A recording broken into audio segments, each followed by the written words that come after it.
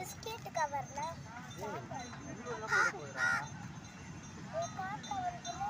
இங்க காக்கா சாப்பிடுது. பாருங்க. ஹாய் फ्रेंड्स, இங்க பாருங்க காக்கா சோளத்தை சாப்பிடுது. பாருங்க பீச் மணி எவ்வளவு சாஃப்ட்டா இருக்குன்னு.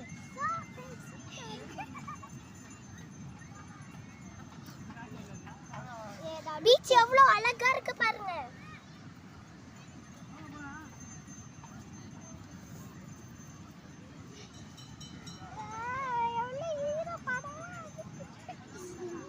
இதான் என் தங்கச்சி அனுஸ்ரீ.